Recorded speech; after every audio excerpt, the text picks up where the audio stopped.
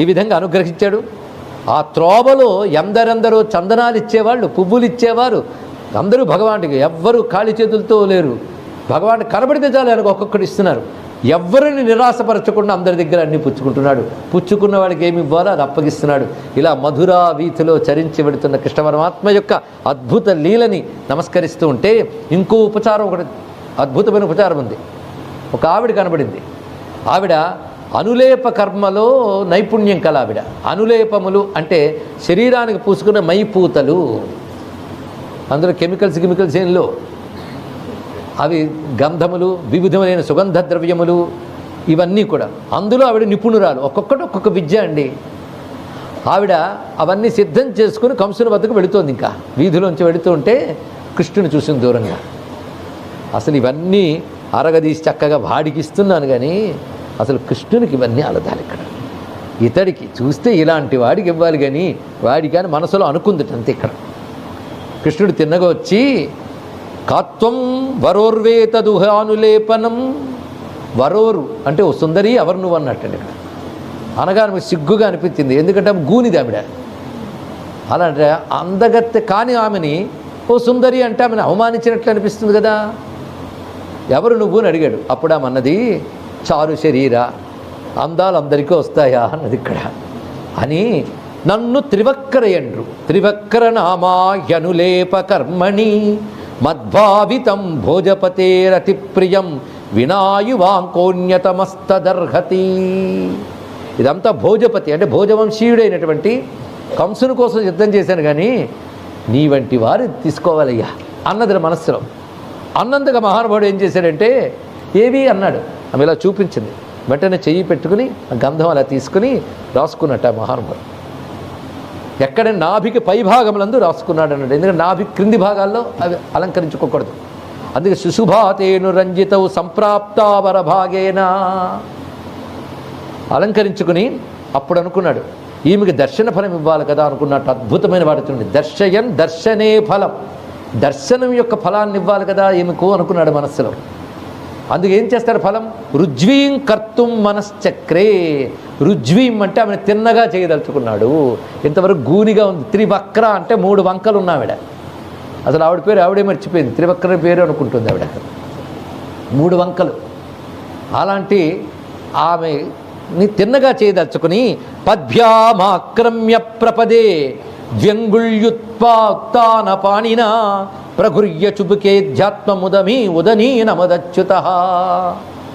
ద్వంగుళ్యుత్తాన పాణిన పద్భ్యామాక్రమ్య, ఆమె మీగాళ్ళు మీద పాదాలు పెట్టాడండి వచ్చి. ఎంత భాగ్యానికి!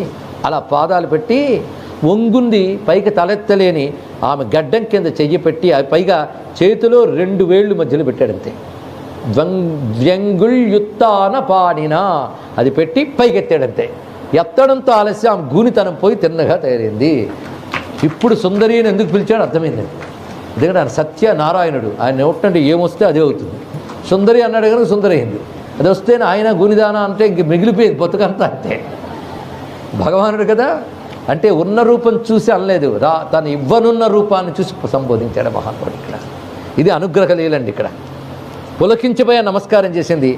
ఇంకా త్రోవలో విసృజ్య మాధ్యా వాణ్యా తాం వ్రజన్ మార్గే వణిక్పథై నానోపాయన తాంబూల స్రగంధై సాగ్రజోర్చిత. ఆ త్రోవలో పెడుతుంటే వాళ్ళిద్దరికీ కూడా ఆ వీధులు ఉన్న వర్తకులు మొదలైనవందరూ బహుమతులు, తాంబూలాలు, మాలలు, గంధాలు ఇస్తుంటే వాళ్ళందరినీ ప్రేమగా పలకరిస్తూ మాట్లాడుతూ వెళుతున్నట్టు మహానుభావుడు. అంటే ఏ ఒక్కరిని నిరాశపరచలేదు. అలా వెళుతూ తిన్నగా ధనుర్యాగం కోసం సిద్ధం చేసిన ధనుస్సు ఎక్కడుందో అక్కడికి వెళ్ళాడండి భగవాన్. అంటే ధనుస్సును ముందు ఆరాధించి దాని యాగముగా వినియోగిస్తారు. ఆ ధనుస్సు దగ్గరికి వెళ్ళాడు. వెళ్ళేటప్పటికల్లా అక్కడ రక్షకులుగా ఉన్నటువంటి భటులు ఈ నాపేరు, ఇక్కడ వెళ్ళడానికి వీల్లేదని వాళ్ళందరినీ పక్కకు తోసి ధనుస్సు అందుకున్నాడు ఆయన.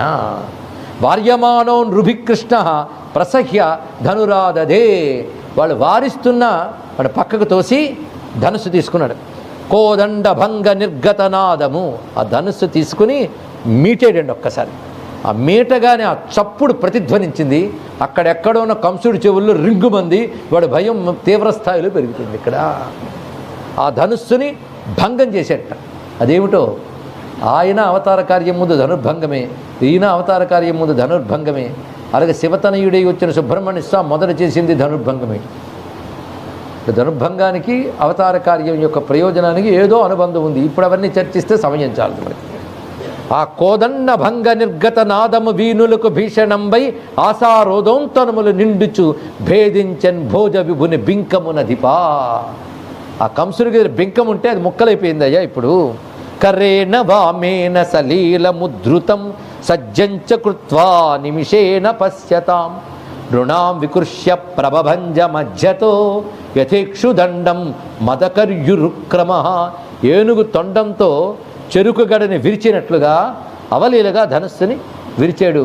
అది కంసస్త్రాసముపాగమత్, కంసుడికి భయాన్ని కలిగించింది. ఆ తర్వాత వారు ఇంకా సంధ్య వాలుతోంది గనక అక్కడ ఉన్నటువంటి ఒక ఉద్యానవనంలో తలదాచుకున్నారు ఆ రాత్రి.